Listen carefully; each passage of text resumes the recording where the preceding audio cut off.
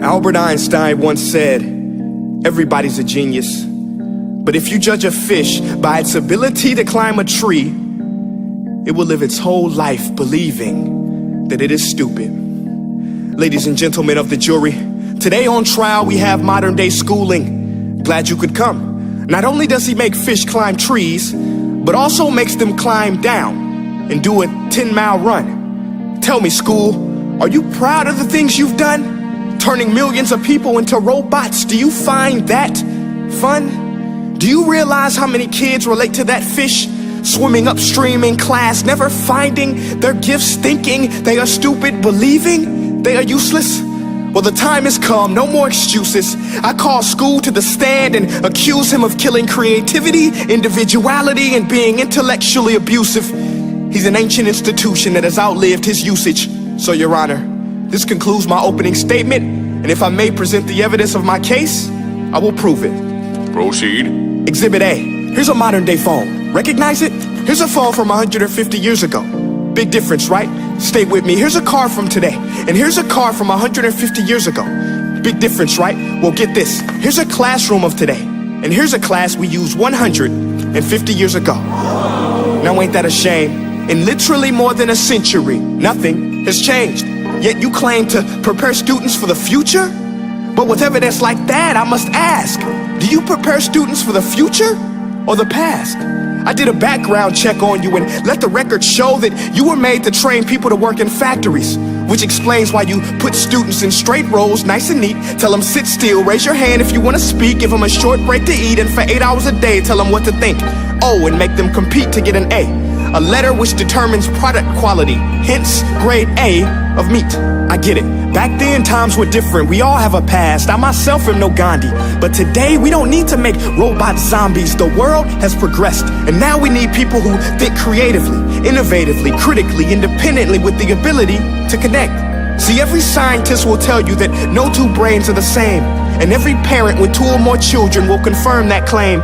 So please explain why you treat students like cookie cutter frames or snapback hats, giving them this one-size-fits-all crap. Watch your language. Sorry, Your Honor, but if a doctor prescribed the exact same medicine to all of his patients, the results will be tragic. So many people would get sick, yet when it comes to school, this is exactly what happens. This educational malpractice, where one teacher stands in front of 20 kids, each one having different strengths, different needs, different gifts, different dreams, and you teach the same thing the same way? That's horrific. Ladies and gentlemen, the defendant should not be acquitted. This may be one of the worst criminal offenses ever to be committed. And let's mention the way you treat your employees. Objection. Overruled. I want to hear this. It's a shame. I mean, teachers have the most important job on the planet, yet they're underpaid? No wonder so many students are short-changed. Let's be honest, teachers should earn just as much as doctors, because a doctor can do heart surgery and save the life of a kid, but a great teacher can reach the heart of that kid and allow him to truly live. See, teachers are heroes that often get blamed, but they're not the problem. They work in a system without many options or rights. Curriculums are created by policymakers, most of which have never taught a day in their life. Just obsessed with standardized tests. They think bubbling in a multiple choice question will determine success.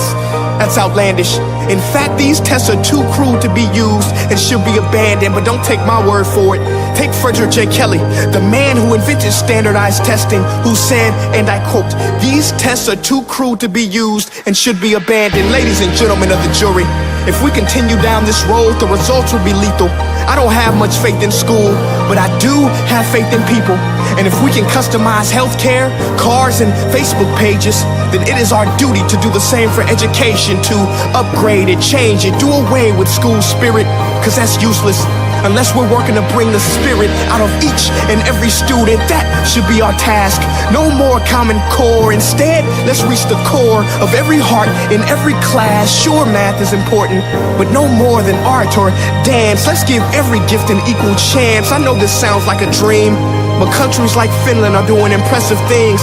They have shorter school days, teachers make a decent wage, homework is non-existent, and they focus on collaboration instead of competition. But here's the kicker, boys and girls. Their educational system outperforms every other country in the world. Other places like Singapore are succeeding rapidly. Schools like Montessori, programs like Khan Academy, there is no single solution. But let's get moving, because while students may be 20% of our population, they are 100% of our future. So let's attend to their dreams, and there's no telling what we can achieve. This is a world in which I believe, a world where fish are no longer forced to climb trees. I'll rest my case.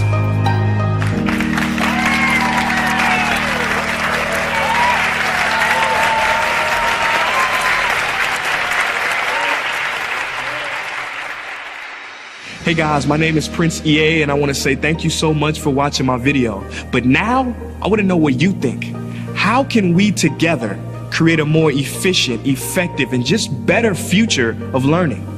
I want you to visit nestday.com/preorder the future and share your thoughts and ideas on the topic. Peace.